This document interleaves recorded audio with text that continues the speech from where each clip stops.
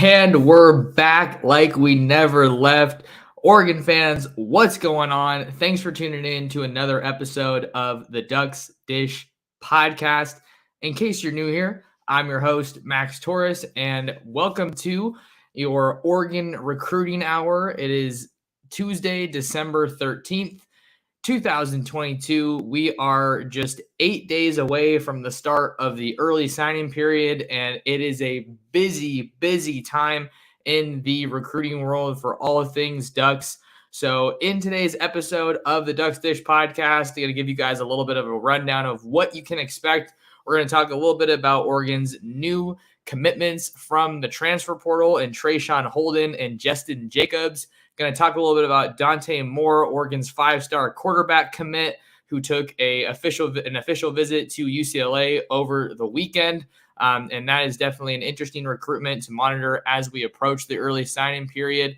Going to talk a little bit about some more transfer portal action, some departures from Oregon. Maliki Matavao becoming the latest Duck to hit the portal. And the Ducks also hosted some big-time transfer portal targets over the weekend and into this week. And then a new name to track in the transfer portal as more names from other schools hit the portal. And obviously, Oregon is looking to capitalize and use the portal to retool their roster for the 2023 season.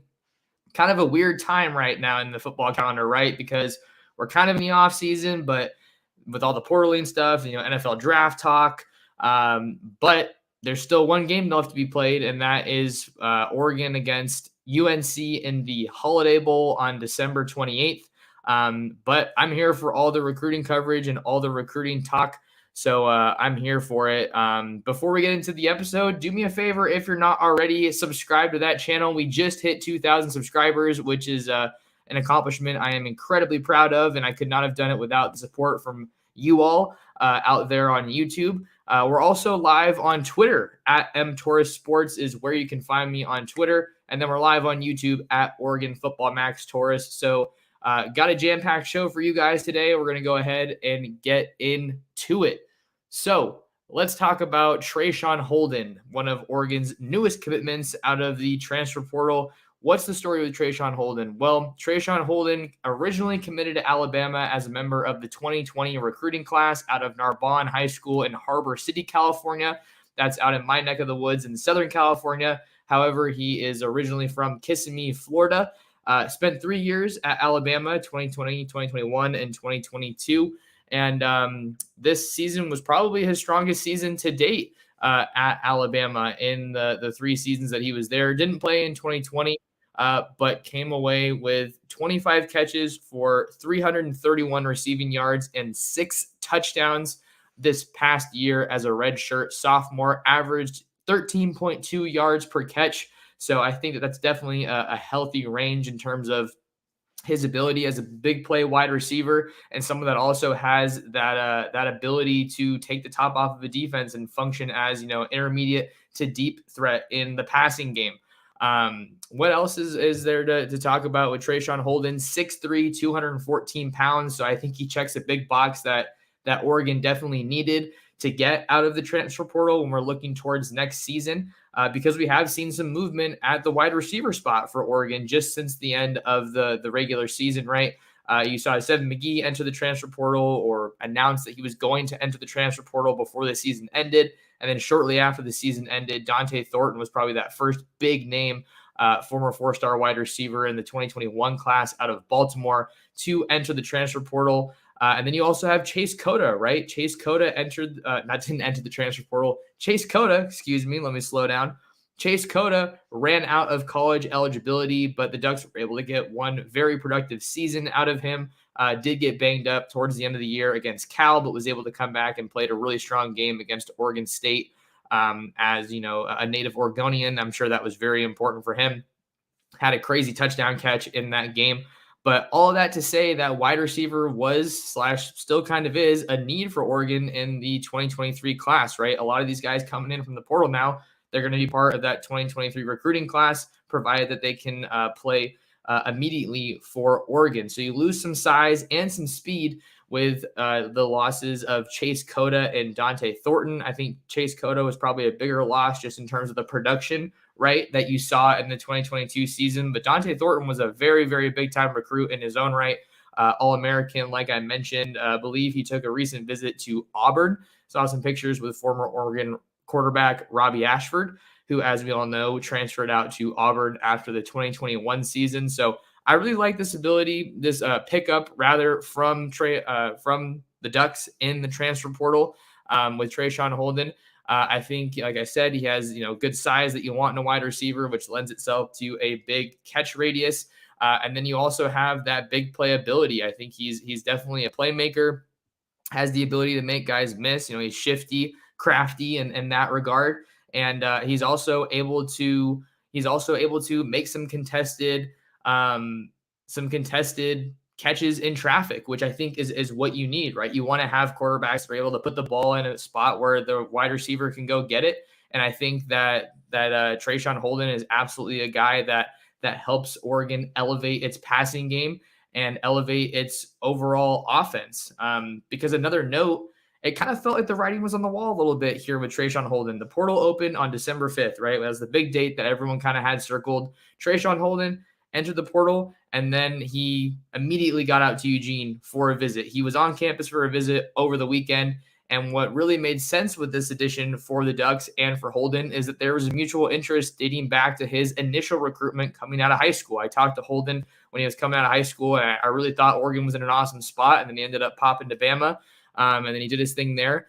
And you're not just getting a bench warmer from Alabama. This is a guy who caught 6 touchdown passes, caught 25 passes on the year. So you're getting some of that proven production, and really, I think you're seeing one of the biggest benefits for college programs. We're a program podcast, as you know, but maybe in the past, before the transfer portal, Oregon would have to rely on developing guys on their roster and bringing in guys from the high school level, but that's not the case anymore. You're able to, your Junior Adams, your Dan Lenny and this coaching staff, and you say, hey, Traeshon Holden's in the portal there. I think he liked Oregon quite a bit coming out of high school. And then they called him up, got him on campus, and then the next thing you know, he announces his commitment to Oregon. So I think you're getting someone who obviously has a very strong background playing at Alabama and coming out of Southern California where they play some pretty big-time football. I definitely don't want to show too much bias, but I definitely feel like I have some bias for Southern California now that I live out here and cover high school football here. But Traeshon Holden, big addition, because I think the last thing I wanted to say there, just talking about the wide receiver picture for next year, you have Troy Franklin. He's your stud. He's your go-to guy. But then you have Chris Hudson as well, and those guys are both coming off of their best seasons as Ducks. But after that, things get a little bit murky because you don't have Seven McGee. You don't have, not that he played a whole lot, you don't have Dante Thornton. You don't have Chase Cota. And then you might even see more movement in the offseason. And we have to see what happens in the transfer portal with some other guys. You have Isaiah Brevard, who's been on the roster for a while, 2021 signee out of Mississippi, but hasn't really played a whole lot. You have Isaiah Crocker. He's a guy who's been on the roster for quite a bit. Josh Delgado, that's another guy on the roster. Kyler Casper is another wide receiver. So you have some names there, but the biggest point I'm getting at is you don't have proven production at the college level. You go out to the SEC, you go out to Alabama, and you get a guy like Traeshon Holden, immediately elevates the floor of your wide receiver room. Love this addition for the Ducks. Definitely view him as a plug-and-play type of guy. But Oregon's also gone to the transfer portal, and for wide receivers recently, you had Caleb Chapman come in from Texas A&M, and he never really carved out too much of a role this season at Oregon. So it's not a guarantee, but I think that with Holden, Chapman also battled injuries, so that's a little bit of a different story. But with Holden, you're getting a proven playmaker, someone who can come in, and I think that can play for you right away, and that is absolutely big time. So big addition for Oregon. Traeshon Holden is the first commitment for the Ducks out of the transfer portal. And we're also going to be talking about, actually, I think he might have been the second. I might have gotten my timeline a little bit messed up, but we're going to talk about another person that committed to the Ducks out of the transfer portal. So let me go ahead and just get my tabs ready there. The other transfer portal addition for the Ducks over the weekend, I believe this was the first one, but someone can go back and fact check it for me. Ducks land a commitment from former Iowa linebacker Jestin Jacobs. This is a big addition for Dan Lanning and Tosh Lapoi's defense going into 2023. Jacobs, 6'4", just about 240 pounds, a junior out of Englewood, Ohio. And this is a big addition because let's be honest, if you're going to Iowa, you probably don't want to be getting guys. If you're looking at Iowa for portal additions, you don't want guys on the offensive side of the ball because Iowa's offense was just putrid this year.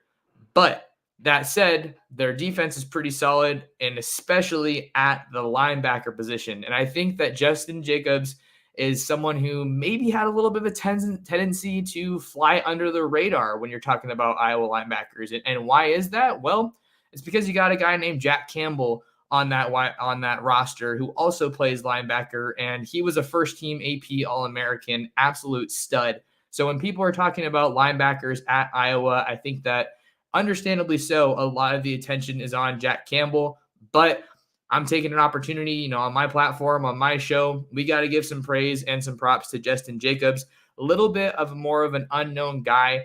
Because he did get banged up this year, only played 2 games in the 2022 season before suffering an injury. But before this season, he was a Butkus Award watch list kind of guy.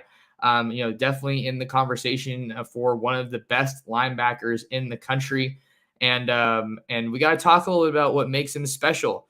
And I think really when I think about what makes him special, I also have to think about and loop it in with why I think this is such a need for Oregon and why I think that this is an awesome fit for Jestin Jacobs in Eugene for the Ducks. And I think about how Oregon's defense just really struggled last year or in 2022. This season, this is what I was talking about. I don't know whether to call it this season or last season because of where we're at. But Oregon's defense struggled this year. Where did they struggle the most? Defending the pass and getting after the pass rush, or getting after the passer, getting after the quarterback. I'm seeing some comments here in the live chat. Shout out to all you guys that are commenting in the live chat. Let me know where you're tuning in from and let me know what you're thinking about Oregon in the transfer portal on the recruiting trail. I want to hear your guys' thoughts.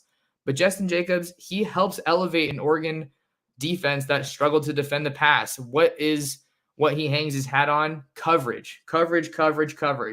And he's not a light guy. He's 6'4", 240 pounds, and he can cover tight ends. He can cover wide receivers.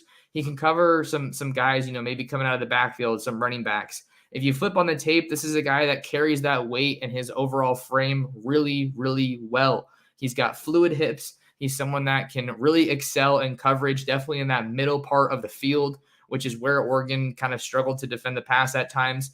I'm thinking about guys like Noah Sewell, who, is definitely one of those bigger names on the Oregon defense. But what's been the knock on Noah Sewell since he got to Oregon? The guy can tackle. The guy can stop the run. He can get after the quarterback. But the knock on Noah Sewell has been that he hasn't quite been where the defense needs him to be. Neither have any of the linebackers when it comes to covering and pass coverage. So this is a guy that I think fills a major need on that defense to help in pass coverage. And he's physical enough to assert himself in the run game. So you're getting a guy who can help continue, pick up where you left off defending the run. But he's also really physical when it comes to engaging with his assignment, stuffing that guy off the line of scrimmage and then staying on his back hip and running the route with him. So I think that Jestin Jacobs is a huge addition for Oregon. And the thing that's interesting, and I was tweeting about it earlier, I don't know if you guys saw it, I'm kind of surprised that we haven't heard more on the NFL decision front with regard to guys like Noah Sewell, Brandon Dorless. And when we're talking about Jestin Jacobs, I think it's specifically Noah Sewell that I'm interested in because I think that, he definitely strikes you as an NFL guy, but the season was a little bit underwhelming. I don't think he necessarily dominated like a lot of people thought he would. I think he's maybe a guy that could benefit from another year coming back and playing college football in Eugene for the Ducks. Definitely one of the better starters on that defense.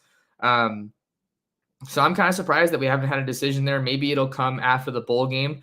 You're getting clarity at different positions on your roster at different times. And Oregon's seen some movement at linebacker already, right? You had Justin Flo hit the transfer portal. You had Jackson LeDuc hit the transfer portal, and he ended up at Nevada reuniting with Ken Wilson, former Oregon linebackers coach, and then going back to his home state of Nevada. You had Brandon Buckner enter the transfer portal, Jabril McNeil, Terrell Tillman, former edge guy that moved to tight end. There's a lot of guys specifically at linebacker that have hit the transfer portal. So I think it's going to be interesting to see what happens there, who comes back. You saw Jeff Bossa play a lot of football this year for Oregon at the kind of inside linebacker position, but he's not necessarily built as a linebacker. You'll remember he came to Oregon as a nickel, as a safety. And then they asked him to move to linebacker when they were dinged up at that position last year, and he did a great job. But Jestin Jacobs is absolutely a difference maker. Love this addition for Oregon. He was also on campus over the weekend, so I think that both Trey Sean Holden and Jestin Jacobs are a good example of how fast things can move in the era of the transfer portal. Guys are hitting the transfer portal, taking visits right away. And, less than a week or less than a week, you're finding your next home. So I will say, side tangent, I'm feeling a lot better than I did the last time I did one of these live streams. I was coughing up a storm and I had to keep muting myself. So hopefully I sound a little bit better. I think I'm getting over the hump, knock on wood. But definitely wanted to get on here and, talk some recruiting with you guys and see what's going on in the world of Oregon recruiting. So I think that's pretty much all I really had on Jestin Jacobs. A really, really solid addition for Oregon. I know that Oregon is super fired up about this addition out of the transfer portal, and they're not done. I think that they're still going after some big names. Another one I'm going to talk about later on in this show, in this episode. But let's talk about some of the transfer portal movement that we've seen on Oregon's end, right? Let's talk about Maliki Matavao, 2021 Oregon tight end signee out of Liberty High School in Henderson, Nevada. All-American caliber guy, number 5 tight end in his class, I believe, according to the 247 Sports Composite. He announced on Monday that he would be entering the transfer portal. So as I do with other news like this, I want to get the post up on the screen and put the athlete's words out there into the world. A little bit of small writing, but I'm going to do my best to read it. Here's Maliki Matavao's farewell note. He said, "I would first like to thank my Heavenly Father for all the blessings he has given me. I would like to thank Coach Lanning, Coach Behringer, and all the Oregon coaches for giving me this opportunity to play the game I love. I will always be grateful for the lessons and skills I've learned here as a player, but also as a man. I want to give a special thanks to all the training staff, equipment staff, and academic advisors for helping me along my journey. Most importantly, I would like to thank my teammates. The bonds we made together won't be forgotten. After much prayer and careful thought and consideration with my family, I will be entering the transfer portal. I am excited to get back to work and keep chasing my dream. Much love, Duck Nation." So, yeah, I think this was a little bit of a shocker, right? I think that Dante Thornton was kind of one of the bigger names that entered the portal from Oregon this year. And I think with Maliki, it's a really crowded room and a really talented room that he's leaving at Oregon, but he still played a decent amount of snaps. He caught the game-winning touchdown pass against Ohio State last year, and he still got more involved this year. But you look at things now, you have Terrence Ferguson in that room as a really talented tight end. He really came on strong this year, even though he had a pretty strong freshman season, but the tight ends were clearly more involved. You also have Patrick Herbert on the roster as well. I was even seeing on social media that Cam McCormick somehow has more eligibility if he wants to come back for another year. I don't know if that's necessarily going to happen, but that's kind of a rumbling, rumor, some chatter that I was seeing. And there's also some guys in 23, right? You have Kenyon Sadiq out of Idaho, one of the top athletes in the country. He's committed to Oregon. He's supposed to come in and play some tight end for the Ducks. And then there's another guy that I've been talking to you guys about for quite a while, but there is another guy on Oregon's radar in this 2023 recruiting class, but he's committed elsewhere, and that is 2023 jumbo athlete / tight end out of Inglewood, California, Jamari Johnson. He's currently committed to Louisville. And what do we know about Louisville? Louisville recently had a coaching change, right? You had Scott Satterfield take the job at Cincinnati, I want to say it was. Scott Satterfield goes to Cincinnati to become the head coach there in a pretty big move. And then Jeff Brom comes over from Purdue to take over the Louisville class. So I was seeing Greg Biggins reporting today that Pierce Clarkson's locked in with that commitment with the Cardinals, and he's going to be heading out there this weekend for a visit. So that's obviously huge for the Cardinals to keep Clarkson, the St. John Bosco quarterback, locked in. The Louisville Cardinals did lose a commitment from number one running back in the country, Reuben Owens, who flipped to Texas A&M. He is out of the Lone Star State in El Campo, but I mentioned all of that to say maybe Oregon feels good about Jamari Johnson and their chances there. He actually is expected back on campus this weekend for a visit. I believe that's going to be his official visit. But the latest that I was hearing is that Oregon is expected to get Jamari Johnson back on campus for another visit. So that is that is very, very significant. And I think that maybe that helps Oregon kind of navigate losing Maliki Matavao to the transfer portal. But he was a great player in his own right, and I definitely want to make sure I'm giving him his praise. He was very heavily recruited by UCLA and also Washington. So those are two schools to watch, primarily on the West Coast. I think that was really big. So that's a significant update for the Ducks out of the portal, but I think that he is definitely one of the bigger names to enter the transfer portal since the end of the regular season. So what's the next one that we're going to talk about? The next player that we're going to be talking about is Dante Moore. I was seeing some comments in the live chat, so don't worry. I'm definitely going to make sure to talk about Dante Moore. Dante Moore, Oregon's 5-star quarterback in the 2023 recruiting class. That's obviously the class headliner, as quarterbacks so often serve as the face of a recruiting class. But what's the deal with Moore? The big update with Dante Moore was that over the weekend, he took an official visit out to UCLA to see Chip Kelly and the UCLA Bruins, which was definitely a surprising development, because UCLA wasn't really involved in this recruitment even before Dante Moore made his commitment to Oregon. It was schools like Texas A&M, Michigan, Texas A&M, Michigan, Notre Dame. I think Notre Dame was definitely viewed as the front runner in the recruitment for Dante Moore at a certain point in that recruitment. So that's definitely a significant development. Whenever you have a guy of Dante Moore's caliber taking a visit, it's going to draw attention, right? Especially when you're a 5-star SIL American. We have him as the number one player in the country in the 2023 recruiting class.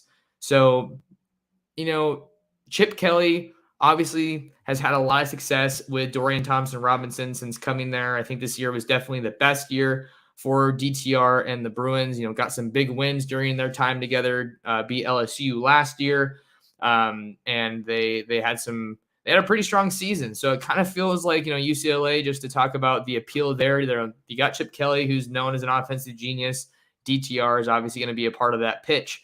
And then it looks like they're kind of getting things, together. They're starting to, Chip Kelly has found a little bit of a recipe for success out there in Westwood, but they don't have a really good recruiting class. They had Roderick Robinson, who a lot of people view as the top player in California in the 23 class, a running back committed to UCLA, but he flipped his commitment to Georgia, won a state title over De La Salle over the weekend. But Oregon has a lot of really good pieces in place. And, recently, just last night, right, I was reporting how Oregon's coaches were going out to Mississippi. Dan Lanning, Carlos Lachlan, new offensive coordinator Will Stein, making the trip across the country to check in on Dante Dowdell. And then during that visit, they got to FaceTime.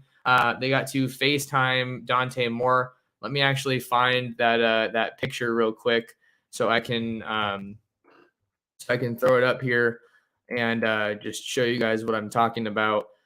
Here we go. So yeah, I think Dowdell's stepdad posted this picture. Dante Dowdell also got the chance to talk to Dante Moore on FaceTime. Was a good night with Lanning, Stein, and Lachlan. So I'm sure, I don't know. I mean, FaceTiming with another member of the class, that definitely looks good on the surface. I'm sure that this was an opportunity for Lanning to talk to Dowdell and say, hey, this is your running back. This is just another one of the weapons that you have in that 2023 class. So I thought that was definitely an interesting development to follow. But what else do we have about Dante Moore? There was some chatter about a possible visit to Ohio State. However, that was not confirmed that he would be visiting Ohio State. And I think when it comes to Dante Moore and Ohio State, Ohio State is a school that is still in the market for a 2023 quarterback, right? You'll remember that they lost Brock Glenn. He flipped his commitment from Ohio State to Florida State last year. So there was some chatter that Dante Moore could visit Ohio State this weekend. But since that chatter, there's actually been some reporting. I believe it was from Steve Wiltfong of 247. He was saying that it looks like Moore could get out to Eugene this weekend, which would be absolutely massive for the Ducks as they get close to the early signing period. And then there's also buzz that the Buckeyes are working to flip four-star Washington quarterback commit Lincoln Kienholz from South Dakota. I'm hoping I'm saying that name right. Lincoln Kienholz from South Dakota. He's the four-star Washington quarterback commit to Kalen DeBoer in the 2023 class. But another good update for Oregon on the Dante Moore front is that Carlos Lachlan, after being in Mississippi, he was in the Motor City. It looks like Carlos Lachlan stopped at Martin Luther King High School in Detroit to, presumably visit with Dante Moore again. So just in the last month, the last 2 weeks even, I think we could probably say, but let's say within the last 3 weeks, Dan Lanning has been out to Detroit to see Dante Moore. Will Stein has been out to Detroit to see Dante Moore. And then now Carlos Lachlan has been out there to see Dante Moore. So Oregon is doing everything they can to hang on to this commitment with Dante Moore. Like I've reported, Kenny Dillingham's departure, I think, definitely opened the door a little bit for other schools to at least circle back around on Dante Moore, right? Schools that need quarterbacks still, like Texas A&M, that had obviously been previously involved, like Michigan, like Ohio State. So I think I'm starting to feel better that Dante Moore is going to remain at Oregon, but that is not going to be an easy recruitment to hold on to. You got to keep working until that pen meets paper, but goes without saying that if Oregon is able to get Dante Moore on campus this weekend for the final big recruiting weekend ahead of early signing period, that would be absolutely massive.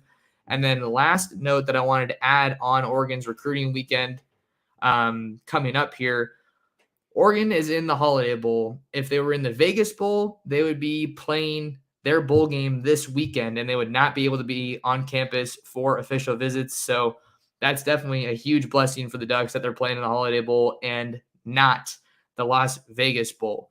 And then another thing that we need to add, since we're talking about quarterbacks, we still don't know what's happening with Bo Nix. I think that's definitely one of the biggest unknowns that is probably somewhat involved in this recruitment with Dante Moore, as Oregon just needs to get their quarterback situation figured out. You need some clarity in that room sooner than later. We still don't know necessarily what's going to happen with Ty Thompson. He's been here for 2 years now under 2 different coaching staffs.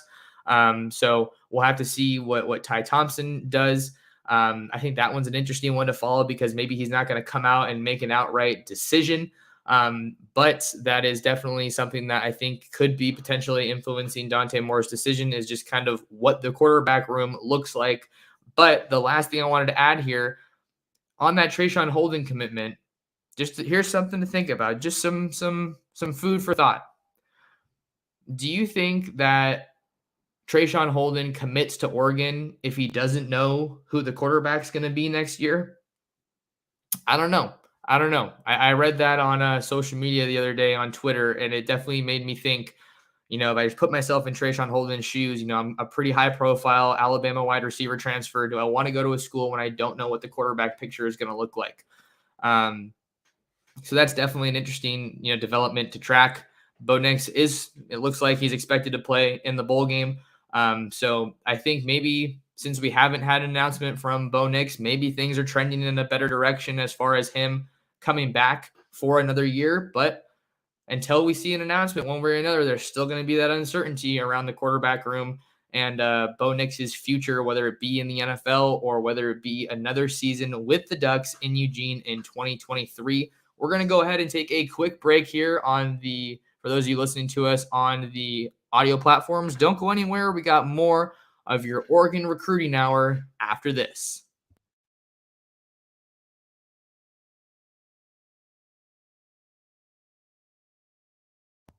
Welcome back to the Ducks Dish podcast. I'm your host, Max Torres. It's Tuesday, December 13th, just after 6 p.m. out here on the West Coast. We got a bunch of folks here in the live stream on YouTube. Appreciate you guys being here and taking some time out of your day to talk some Duck football, some Duck recruiting with me. Take a second out of your day and smash that like button for me and subscribe to the channel. And then obviously want to remind you, very important to lock in with me on all social platforms. At mtorres sports is where you can find me on Twitter. And then you can also find me on Facebook, also at mtorres sports, but my Facebook page is just called Max Torres. So we're going to keep talking about Oregon recruiting because it is a very busy time. Oregon hosted some very high-profile recruits on campus this past weekend. Some of those guys were out of the transfer portal. You have another former Crimson Tide player. You had former Alabama cornerback Kyrie Jackson on campus for a visit. Cornerback is absolutely a huge, huge priority for the Ducks, seeing that Christian Gonzalez, the best defensive back on Oregon's team last year, is headed out to the NFL draft. You need guys like Dante Moore and Triquez Bridges to step up, but I feel like what you have there. And I think that they're solid defensive backs, but they're not at the level where you need them to be playing if Oregon wants to get back to the back to the playoff and really take this thing up another notch. You need to get some really big time, high profile defensive backs on this team. And if you can get some big names out of the transfer portal, then I think that that means that you can get some, you can elevate your defense and you put yourself in the position to succeed. Marcus with a great comment here, and actually something that I wanted to mention, seeing that Arizona starting cornerback, Christian Roland Wallace, he entered the transfer portal today, and he's been one of the best defensive backs, I think, in the Pac-12 and on Arizona's team for quite a while now. And he's not the only Wildcat that Oregon could find themselves going after. I don't believe that Oregon's extended an offer to Christian Roland Wallace just yet, but they have extended a scholarship offer to Dorian Singer, the wide receiver transfer from Arizona. So there's a lot of talented pieces on that roster for Jedd Fisch, even though they didn't play that well this past year. But Oregon and these other schools are looking to capitalize and make some noise in the transfer portal, pursuing those guys. So I think that's someone to monitor, Christian Roland Wallace. So appreciate the comment from Marcus. So Kyrie Jackson was on campus over the weekend. Another big visitor. I don't really have anything super new to report here, but another big visitor for Oregon.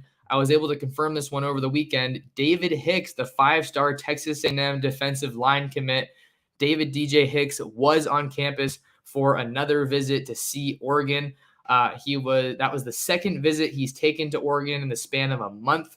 He took his official visit to Oregon back in June, but he was on campus for an unofficial visit against Washington.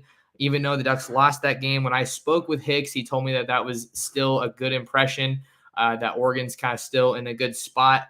But I think there is some belief that he's going to be taking his official visit to Texas A&M this weekend. So it really feels like Oregon versus Texas A&M for David Hicks. We know that Oklahoma was still a school that was looming large before Hicks's initial commitment to Texas A&M. But what a huge development for Oregon to be able to get David Hicks back on campus for another visit. I just feel like the way this thing is going, it looks like he's probably going to be an early signee guy, but I don't believe that. When I last talked to David Hicks, he said he didn't know if he was going to sign during the early signing period. So we have to keep tracking that recruitment. But obviously, anytime you can get one of your top priority targets on campus, that is huge. We know Mateo Uiagalelei released the top 3 of Ohio State, USC, and Oregon last week. And I feel like I'm starting to be more confident in Oregon being able to make some noise with David Hicks rather than Mateo. Even though Mateo is a West Coast guy, it just feels like there's been so much more mutual interest at this point in his recruitment with Hicks and the Ducks. But that is going to be a very, very tough recruitment. But Oregon's in the thick of it, and they're doing everything they can to win that recruitment. So we talked about Kyrie Jackson being on campus. We talked about some of the new transfer portal additions. Trey Sean Holden and Jestin Jacobs were on campus over the weekend in Eugene. But there was another big name that was on campus to start the week, and that is Rhode Island transfer offensive lineman Ajani Cornelius. He posted some of his visit pictures from the weekend right here. So I'm going to go ahead and throw them on the screen. So Ajani Cornelius is, transferring from Rhode Island. I think that, is a school that kind of makes you scratch your head a little bit. Not a big name school, but when this guy hit the transfer portal, when Cornelius hit the transfer portal, it just felt like almost every school came calling with a scholarship offer. He is the name to know for offensive linemen in the transfer portal. The Ducks are also going after Jermaine Byers from UTEP. He recently received a scholarship offer, but look at these schools that are coming to offer, Ajani Cornelius. You got Tennessee, Boston College, Florida, South Carolina, Auburn. There's Oregon, Penn State, Minnesota, Syracuse, Louisville. So many schools were quick to offer Ajani Cornelius. And I think that offensive line is obviously a very important position for Oregon here in the 2023 recruiting class. The Ducks already have 5 commits in their 2023 recruiting class. But I think that you want to get a guy or two that can start right away. And that's why Oregon is going to the transfer portal, because it doesn't seem like there are, those really big time offensive linemen that they have committed right now in 2023 that could start right away. But the Ducks are still recruiting Caden Proctor, the 5-star All-American Iowa offensive line commit. We know that Adrian Clem went out to Iowa to visit him. He was on campus for that Washington game as well for an official visit. So we definitely had to talk about Ajani Cornelius and see kind of where things are at. He also visited Nebraska for an official visit, over the weekend. So he's moving quickly in his recruitment in terms of just getting out to these schools right now. All right, who else do we have here in my notes? So I think I saw someone else mention in the comments, Cody DeCambra, Oregon safety commit, was on campus over the weekend. He also brought one of his high school teammates from Bishop Gorman, Trech Kekahuna, who is a former Wisconsin wide receiver commit. But Trech was on campus for a visit. I'm doing what I can to try to get an interview with him, but I do feel pretty confident about Oregon for Trech right now, where things stand. Oregon's wide receiver class, if they were able to get Treach, also that would be a very, very big very big addition for the Ducks in 2023. They have Jurion Dickey. They have Ashton Kozart.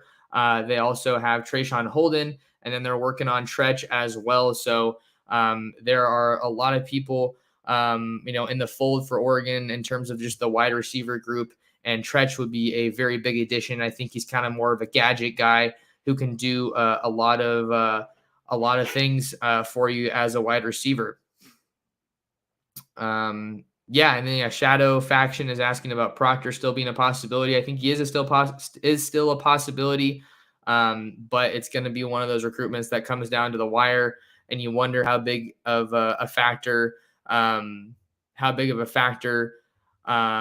playing for his home state is maybe going to be once he wants to make that final decision for where he wants to play his college football.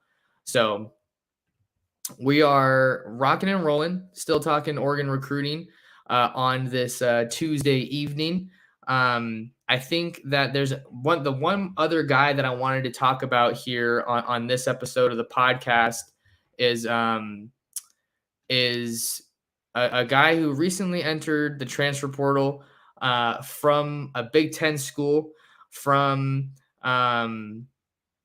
Michigan State. Let's talk about Jeremy Bernard. Jeremy Bernard is absolutely a guy that you need to follow now that he has entered the transfer portal, right? So here's Jeremy Bernard on the Michigan State website. Why do you need to follow Jeremy Bernard? Jeremy Bernard, I think his full name is Jeremy, but he goes by Jeremy.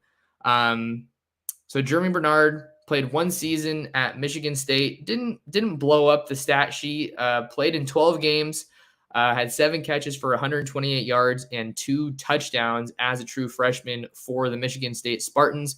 But now he's in the portal and he's looking for a new home. And this is a guy that you need to watch because he was formerly committed to Junior Adams at the University of Washington.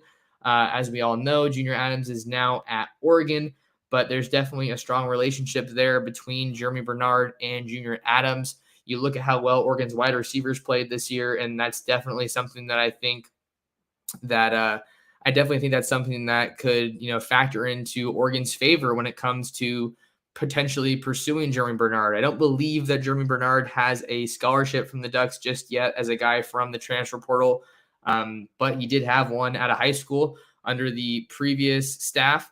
He actually might have been reoffered before he ended up committing to Michigan State in the 2022 class, but I'm not 100% sure. But another reason that this could be good for the Ducks, a good target for Oregon in the transfer portal, is because Jeremy Bernard went to Liberty High School in Henderson, Nevada, which is also home, like I said earlier, to Maliki Matavao. But more recently, Liberty High School is home to Anthony Jones, the 2022 edge rusher signee and now true freshman at Oregon, as well as defensive tackle Sir Mells out of the Las Vegas area. So, from what I've been able to gather, those three are very, very close. So keep an eye on Jeremy Bernard out of the transfer portal as the Ducks look for some more help in the transfer portal. I think another interesting development as we kind of, we're not necessarily winding down, but I hit on all my topics. So if you guys have questions and you want to throw them in the chat, I'll see if I can get to some. I'll start making my way through some of these comments. But it looks like I think I saw some updates on social media today that Uncle Phil Knight is going to be on campus for an official visit. But Phil Knight's going to be on campus for a visit this weekend. Obviously, that's definitely a big development, seeing that he's kind of the face of Nike, one of the most distinguished alums at the U of O. I think that's definitely really big. I know that Ashton Porter was talking about getting excited to meet Phil Knight on his upcoming visit. And we were talking about David Hicks a little bit earlier this episode, right? We were talking about David Hicks, one of Oregon's top targets in the 2023 recruiting class, even though he's committed to Texas A&M. But another guy that I've been talking about for a while now, covered him pretty extensively over on ducksdigest.com, is Ashton Porter. Ashton Porter is big to watch because it looks like he's going to be coming back to Eugene this weekend for his official visit. He is a defensive end out of Texas, good friends with Terrence Green, who plays at Cy Woods, and then Ashton Porter played at Cy Ranch, I want to say. Ashton Porter was a former Northwestern defensive end commit, but he's taken his official visit to Oregon, and I think the feeling is going into this official visit that Oregon is in the driver's seat right now in this recruitment for Ashton Porter. So definitely want to make sure that I'm putting Ashton Porter on your guys' radar because I think Oregon's in an awesome spot there. He's supposed to announce his college commitment on January 3rd, I believe. Other schools that are in the picture there, I think you also have Michigan State and Mississippi State. But let me go ahead and check on his social media because I believe he talked about which other schools. So you have Houston, you have Oregon, you have, Houston, Oregon, Mississippi State, TCU, and Michigan State. A good development for Oregon on the recruiting trail is that they made it out to Texas to see Ashton Porter, which is obviously good, right? You're showing that you put in that time and that you're a priority. So here's Porter with Carlos Lachlan, Tosh Lapoy, Matt Powledge, Tony Tuioti, throwing up the O with his family, wearing the Oregon shirt. There's Carlos Lachlan as well. So Oregon's, they're set to make some noise here. And I think Ashton Porter is a guy that they're really excited about because, when he decommitted from Northwestern, I think they were a little surprised that more big-time schools hadn't really hopped in the mix here with Porter. But he's a special talent. He has a really, really solid senior tape. I want to say he had like 18 sacks or something like that. Had taken an official visit to Michigan State, but I think Oregon's come on really, really strong here in this recruitment in their pursuit of Ashton Porter. They offered him October 24th, and then here you see on his timeline, November 10th, landing in his top 5. So things move quickly, and Oregon is certainly, taking the time to add these guys and pursue these guys from Texas and from the Lone Star State. I don't think that Ashton Porter is the highest recruited or highest rated guy that you're going to find.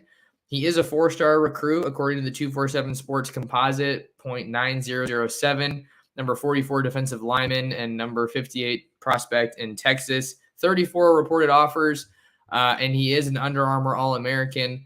So I think that he had a big season. Oregon's picking up some predictions for him. Steve Wiltfong, the director of recruiting at 247, predicted him to Oregon just today, actually, as I record this.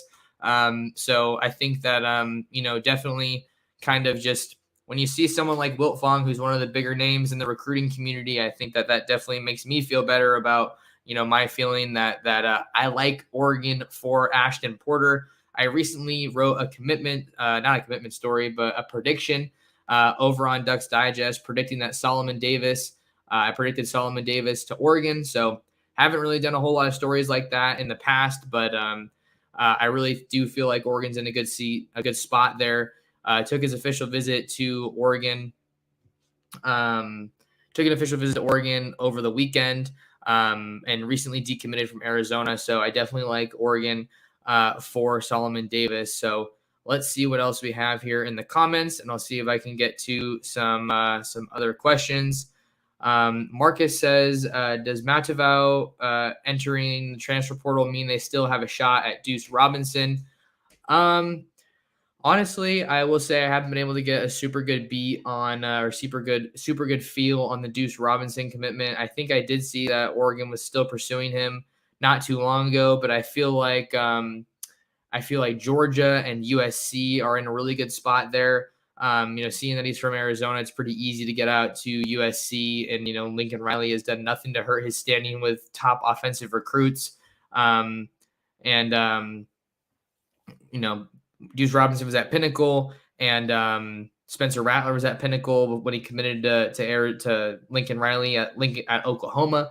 So I think that, I don't really know where Oregon's at with Deuce Robinson. I think with Kenyon Sadiq in the fold and Jamari Johnson expected back on campus this weekend, I think that Jamari Johnson is probably the more realistic option for Oregon when it comes to tight ends and maybe some possible late additions in the 2023 recruiting class. All right, what else do we have here? Oh yeah, there was a new, thank you, Gerard. There was a new commit, I think, actually, that Oregon just got. It might have been a specialist, but let me just see if I can go over here and see what Luke Dunn, I think is his name. Okay, here we go. I really don't know anything about this guy, so give me a second to look this guy up. Okay, well, I looked at his name. I don't know. I'm seeing some soccer profile. I don't even know. Well, I'll just share my screen so you can at least see this. Oh, okay, it's an Australian guy. Okay, here we go. Luke Dunn. So new commitment for Oregon in what is presumed to be the 23 recruiting class. Luke Dunn on Twitter. I'm sharing my screen if you're watching us over on YouTube. Luke Dunn saying, I am honored to announce that I have accepted a full scholarship offer to study and play football at the University of Oregon. Thank you to all involved in making this possible. And then you can see here he tagged Pro Kick Australia, which I think is where the Ducks found Tom Snee, who is now in the transfer portal. But you can also tell maybe he's Australian because of the way he spelled honored, Honored, Honou. Red, but that's big for Oregon to add in the specialist category. I think that their punting was definitely an area that was not up to snuff this year. I definitely need to do some more research on where things are at with Oregon special teams, but I think overall Oregon special teams I think the coverage was better, but I don't think that the punting was a strong suit for Oregon and Joe Lorig this year. But definitely good to add a specialist when you can. Let's see what else we got here.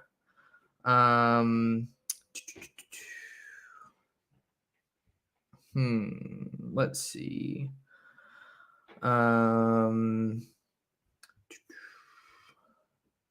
Question from Andrew. Max, have you heard anything about the possibility of Avante Williams from Miami transferring to Eugene? I know he followed Mario to Miami. Curious if he misses winning.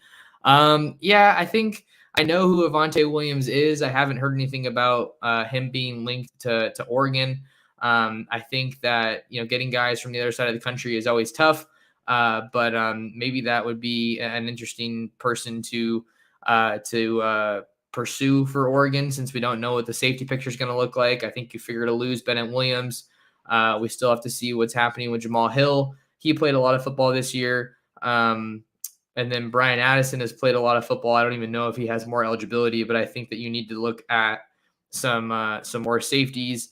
The Ducks have Tyler Turner, who's going to be signing on Friday, which is his last day of high school, out of San Antonio, Brennan High School. And then you have Cody DeCambra, like I mentioned. So, and I think I saw a comment about, Avante Williams having a lot of family out in Florida. So that's obviously a tough hurdle to overcome as well.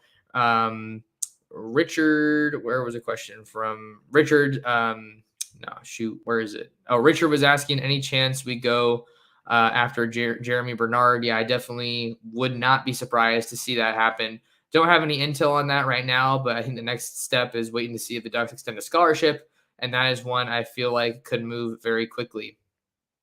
William asks, Max, any word on Dorless? No, I don't have any word on Dorless right now. I think that, like I was saying, I'm kind of surprised that we haven't seen more NFL draft declarations so far as things stand. Christian Gonzalez and DJ Johnson are the only two that have declared for the draft at this time. But I think that going into the season, the widespread belief was that Brandon Dorlus, Noah Sewell are two guys that were probably going to be heading to the NFL after this year. And I think that Dorlus was definitely one of the better pieces of Oregon's defense, was probably the most dominant pass rusher along with DJ Johnson, but maybe he could improve one more year. Casey Rogers was another really solid piece for Oregon this year in the defensive line, and so is Jordan Riley. I think Taki Taimani is a guy who could probably come back and, elevate things a little bit more. So we got to see what happens and just continue to track it. But no new update on Dorlus, but wouldn't be surprised if he ended up going to the NFL. But that's why we got to wait and see. All right. Let's see. This is a good question from See Me on the Big Screen. Let me see NFL draft declaration deadline. Underclassmen, this is from The Athletic. This is the first Google result. Question from See Me on the Big Screen. For those of you listening to us, when is the last day they can declare for the draft?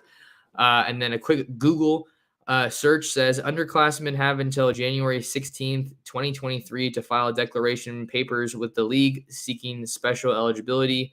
And then the full list of approved early entries is sent to all 32 NFL clubs on January 20th.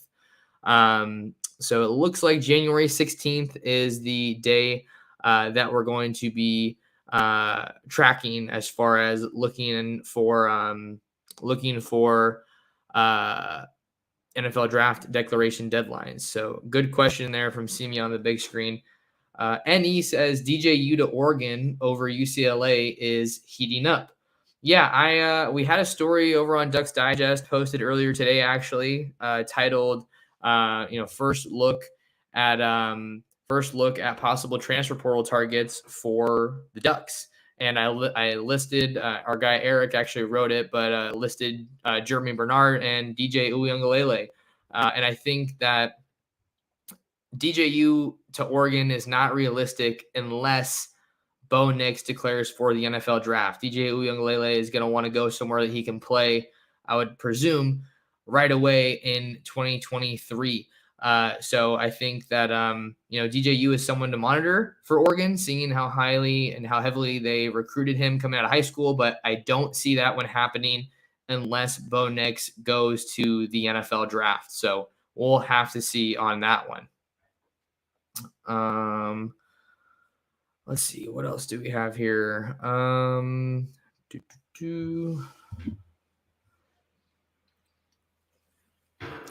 Yeah, I think we're just about at an hour, so I think I'm going to go ahead and wind down here. But now, kind of my priority is going to be trying to get a visitor list, or start to get a good handle on big visitors coming to Eugene this weekend for Oregon's final big recruiting weekend, final big recruiting push ahead of the early signing period. Talked about Jamari Johnson being a name that is expected on campus. Definitely have to keep tracking to see if Dante Moore ends up coming out to Oregon. That would be a huge development, but that's not confirmed at this time. But you would expect that Oregon would try to get as many of their commitments back on campus, because we all know that we all know that peers are the best recruiters when it comes to college football recruiting. But make sure you guys stay tuned in to DucksDigest.com for the latest in Oregon football recruiting as I continue to